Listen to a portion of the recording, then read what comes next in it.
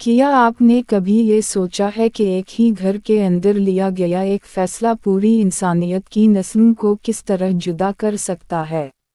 کیا آپ نے کبھی یہ محسوس کیا ہے کہ طوفان کے بعد بھی کچھ زخم ایسے ہوتے ہیں جو پانی سے نہیں دھلتے؟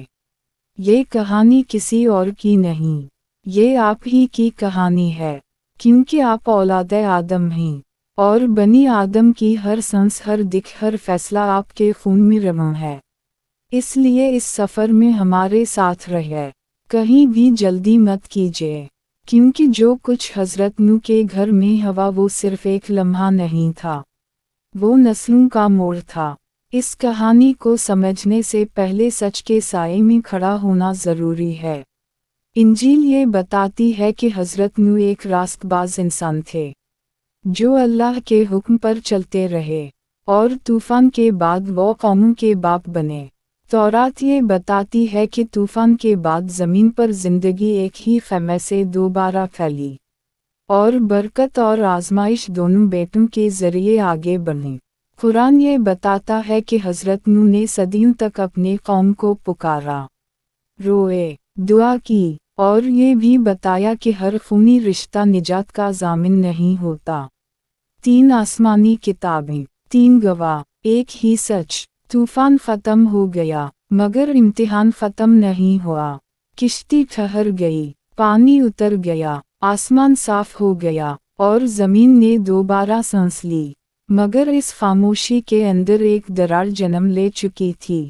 حضرت نوح کشتی سے باہر نکلے، نہ بطور فاتح، بلکہ بطور تھکے ہوئے باپ کے، ایسے باپ کے طور پر جس نے ایک دنیا دفن کی تھی، ایک بیٹے کو کھویا تھا، اور نجات کو ایک زخم کی طرح اٹھا رکھا تھا۔ زمین خالی تھی، شہر مٹ چکے تھے، قومیں بہہ چکی تھیں، لیکن یہ مت سمجھیے کہ علم بھی ختم ہو گیا تھا، کیونکہ طوفان سے پہلے بھی تہذیبیں موجود تھیں۔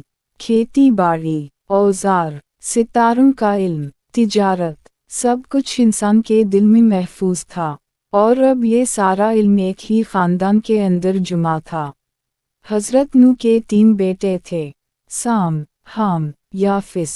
3 دل، 3 راستے، 3 مستقبل۔ شروع میں ہر چیز امید سے بھری ہوئی تھی، کھیت لگے، زندگی نے کروٹ لی، دنیا کو دوبارہ بسانے کی باتیں ہوئیں، مگر دکھ پانی کے ساتھ نہیں بہتا، وہ انتظار کرتا ہے۔ ایک رات حضرت نوح نے شراب پی، خوشی میں نہیں، بلکہ تھکن میں، غم میں، انسانی کمزوری کے ایک لمحے میں، وہ اپنے خیمے میں بے پردہ ہو گئے۔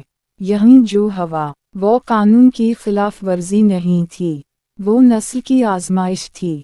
حام اندر آیا، اور اس نے اپنے باپ کو اس حالت میں دیکھا۔ انجیل کہتی ہے اس نے دیکھا، تورات اشارہ کرتی ہے بے ادبی کی طرف۔ قرآن تفصیل بیان نہیں کرتا، مگر انجام کو بہت واضح کر دیتا ہے۔ حام نے پردہ نہیں ڈالا، اس نے بات باہر پہنچائی۔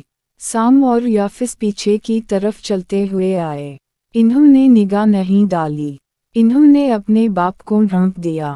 یہ دیکھنے کی بات نہیں تھی، یہ دل کی بات تھی، اور اسی ایک لمحے میں حضرت نوح کا گھر بٹ گیا، اور انسانیت کی راہیں جدا ہو گئیں۔ جب حضرت نوح بیدار ہوئے، تو ان کے الفاظ غصے سے نہیں نکلے، وہ نبوی وزن کے ساتھ نکلے۔ ایک نسل ذمہ داری اٹھائے گی، ایک نسل وسعت میں پھیلے گی، اور ایک نسل بوجھ اٹھائے گی۔ یہی وہ موڑ تھا جہاں نسلوں کا علاج بدلا۔ کوئی دوا نہیں، کوئی جادو نہیں، صرف اخلاقی انتخاب۔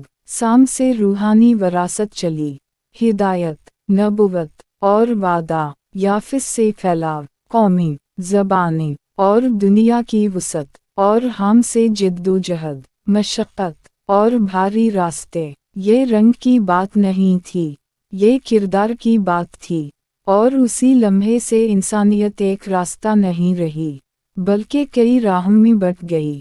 وقت آگے بڑھا، مگر درار بھی ساتھ ساتھ چلتی رہی۔ بچے بوڑھے بنے، بوڑھے یاد بن گئے، اور یادیں آہستہ آہستہ قسم میں ڈلنے لگیں۔ زمین پھیلنے لگی، آبادی بڑھی، आवाजें बुलंद हुईं। साम खामोशी से चलता रहा। वो मानी ढूंढता था, वो अपने बाप के आंसू याद रखता था, वो किश्ती की मेहनत, दुआओं की रातें और अल्लाह के वादे नहीं भूला। उसके दिल में ताकत से ज़्यादा जिम्मेदारी थी। याफिस की निगाह दूर तक जाती थी। वो वसत देखता था, खले मैदान, पहाड़, समंदर, नए रास्ते, नई ज़मीनें। वो मुस्तकबिल के ख्वाब देखता था, माजी के बोझ से आज़ाद होकर। हम के अंदर कुछ और था, ना बगावत, ना दुश्मनी, बल्कि एक ऐसा वज़न जो दिल पर रखा रहता है, एक ऐसा लम्हा जो वापस नहीं आता और इंसान को अंदर से खामोश कर देता है। ये बोझ इसकी औलाद तक मुंतकिल हुआ। नस्लें बढ़ने लगीं, ख़ानदान कबीले बने, कबीले बस्तियाँ और बस्तियाँ शहर। इंसान ज़मीन पर फैलने लगा, मगर एक जैसे नहीं। हर दिल में मुख्तलिफ आग थी।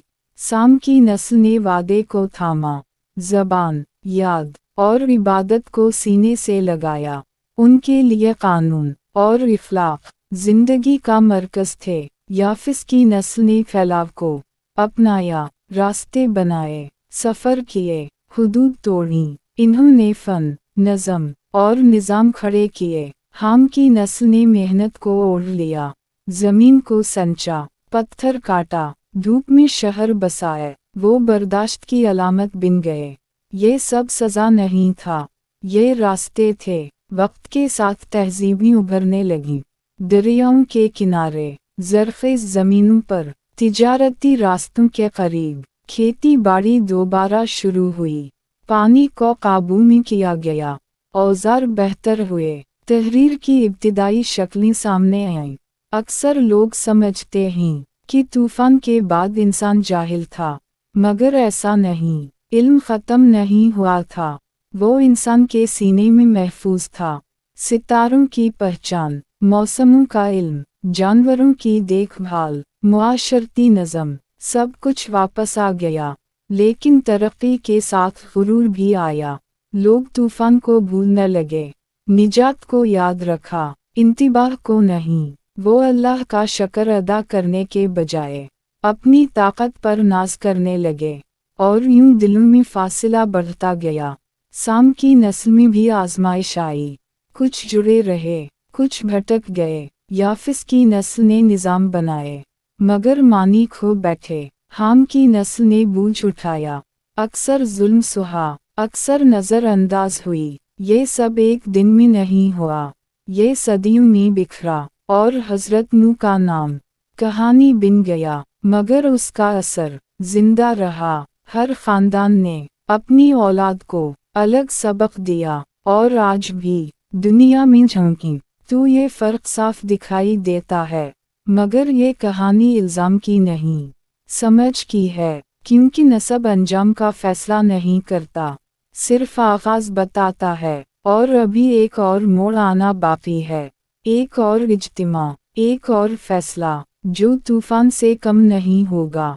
वक्त ने रफ्तार पकड़ी, शहर बुलंद होने लगे, आवाज़ें ताकतवर हो गईं, और इंसान ने खुद को महफूज समझ लिया। लोग एक जगह जुमा होने लगे, एक ज़बान, एक सोच, एक ख्वाहिश। वो कहने लगे, आओ ऐसी तामीर करें जो आसमान तक पहुँचे, आओ ऐसा नाम बनाएं जो कभी मिट ना सके, आओ बिखरने के बजाय इकट्ठे रहें। ये सिर्फ ईंटों की बात नहीं थी, ये हद से आगे बढ़ने की बात थी। साम की नस्ल के दिलों में बेचैनी जागी। इन्हें अपने बाप की ऊँखी याद आई, इन्हें तूफ़ान की गरज याद आई, इन्हें आजिज़ी की ज़रूरत महसूस हुई। मगर बाकी लोग तादाद के नशे में थे, ताकत के फ़रेब में थे, और ज़मीन पर अपनी बादशाहत कायम करना चाहते थे। अब तहज़ीबें मुकम्मल सूरत इख्तियार कर चुकी थीं, तिजारत फैल चुकी थी, क़वानीन बन चुके थे, इख्तियार मज़बूत हो चुका था। इंसान मासूम नहीं रहा था, वो मुनज़्ज़म हो चुका था, और नज़म के साथ काबू आया। हज़रत नूह के घर की वो दरार अब पूरी दुनिया में साफ नज़र आने लगी। कुछ कौमें इबादत के गर्द घूमती थीं, कुछ ताकत के गर्द, اور کچھ صرف زندہ رہنے کے لیے جدوجہد کر رہی تھیں۔ ایمان اور زور آمنے سامنے کھڑے تھے۔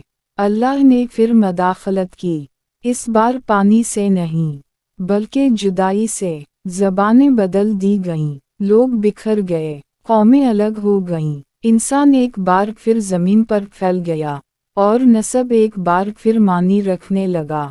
سام کی نسل سے ہدایت کا سلسلہ جاری رہا۔ انبیاء آتے رہے، لوگوں کو یاد دلاتے رہے، راہ دکھاتے رہے۔ یافس کی نسل نے دنیا ناپی، بادشاہتیں بنائیں، نظام قائم کیے، تاریخ کے نقشے بدل دیے۔ حام کی نسل نے صبر کیا، برداشت کی، اکثر دبائی گئی مگر ٹوٹی نہیں۔ یہ انجام نہیں تھے، یہ سفر تھے، کیونکہ تاریخ ایک بار نہیں لکھی جاتی، وہ ہر نسل دوبارہ لکھتی ہے۔ اور اب یہ کہانی خاموشی سے آپ کی طرف مرتی ہے، کیونکہ آپ صرف سننے والے نہیں، آپ اس داستان کا حصہ ہیں۔ جب آپ معنی تلاش کرتے ہیں، سام کی صدا بولتی ہے۔ جب آپ دنیا فتح کرنا چاہتے ہیں، یافس کی گونج سنائی دیتی ہے۔ جب آپ دکھ اٹھاتے ہیں، حام کی قوت جاگتی ہے۔ لیکن اصل سچ یہ ہے، نسب آپ کی منزل طے نہیں کرتا، وہ صرف آپ کا آغاز بتاتا ہے۔ حضرت نوح کا گھر بٹا، مگر انسانیت کو تنہا نہیں چھوڑا گیا۔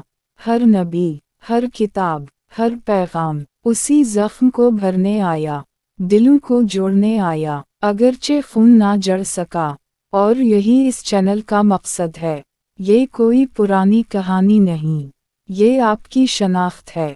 آپ اولاد آدم ہیں، یہ آپ کا سفر ہے، آپ کی الجھن، آپ کی جدوجہد، اور آپ کی امید۔ اگر اس کہانی نے آپ کے دل میں کچھ ہلا دیا ہے، اگر آپ نے اسے صرف سنا نہیں بلکہ پہچانا ہے، تو ہمارے ساتھ جڑے رہے۔